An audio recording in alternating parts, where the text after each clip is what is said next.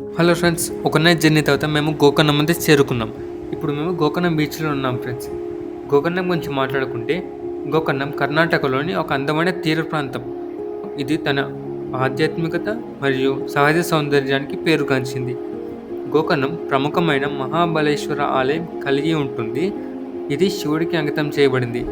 ఈ ఆలయం భక్తులకు శాంతి మరియు ఆధ్యాత్మికమైన ఆనందం అందిస్తుంది.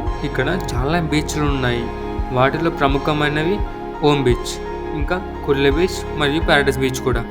దీంట్లో ఓం బీచ్ ఓం ఆకారంలో ఉంటుంది, అందువల్ల దీన్ని ఓం బీచ్ అంటారు.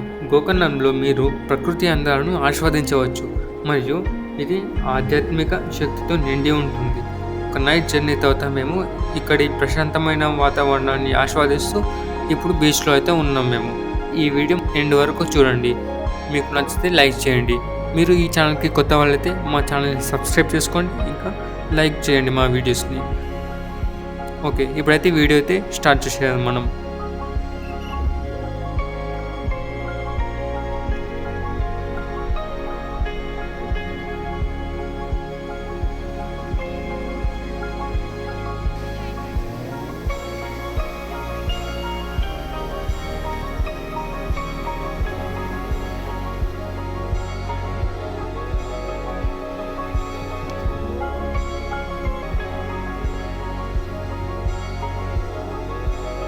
హలో ఫ్రెండ్స్, మనం చూసినది కోటి తీర్థం. ఈ కోటి తీర్థం ఒక పవిత్ర స్థలం మరియు ఇది మహాబలేశ్వర ఆలయానికి సమీపంలో ఉంటుంది. ఈ తీర్థం గౌతమ నది పైన ఉంటుంది మరియు దీనికి శివుడి మహిమతో కూడి ఉన్న కథలు కూడా ఉన్నాయి. పంచాంగంలో కోటి తృతీయ అనే సందర్భంలో భక్తులు ఈ తీర్థంలో స్నానం చేస్తారు మరియు ఇది పాపక్షయం మరియు ఆత్మశుద్ధికి అత్యంత పవిత్రంగా భావించబడుతుంది. కోటి తీర్థంలో స్నానం చేసిన తర్వాత దీని పవిత్రత మరియు అందాన్ని ఆస్వాదించడం జరుగుతుంది. ఈ తీర్థంలో స్నానం చేయడం భక్తులకు పవిత్రత అనుభవంగా ఉంటుంది మరియు అందరూ ఈ స్నానం తర్వాత మహాబలేశ్వర ఆలయంలోకి వెళ్తారు. ఫ్రెండ్స్, ఇప్పుడు మనం చూస్తున్నది రామానుజుల విగ్రహం.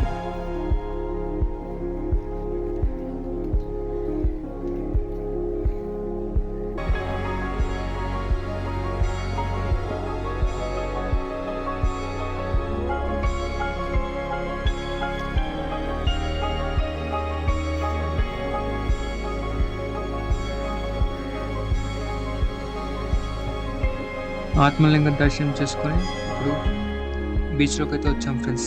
టైం ఈవినింగ్ 6:45 అవుతుంది. గోకర్ణ మాత్రం చాలా బాగుంది. ఇక్కడ నుండి పాజిటివిటీ, ఇక్కడ ప్రకృతి నాకైతే చాలా నచ్చింది. ఇక్కడ వస్తే ఒక పీస్ఫుల్నెస్ అయితే మనకి దొరుకుతుంది ఫ్రెండ్స్, ఖచ్చితంగా ఇది మాత్రం చెప్పవచ్చు.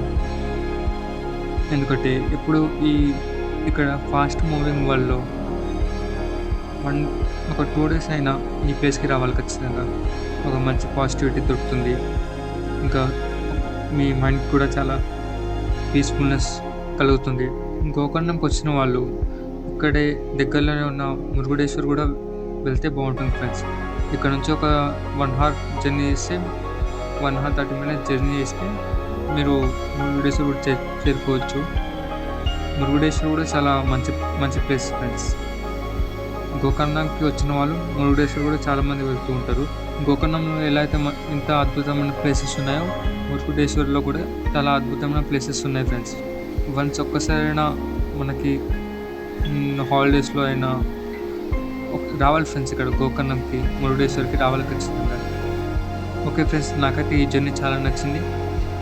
నెక్స్ట్ వీడియోలో కూడా మళ్ళీ కలుద్దాం.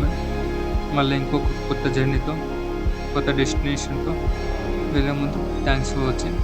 మా ఛానల్ని కూడా సబ్స్క్రైబ్ చేసుకోండి. And thanks for watching.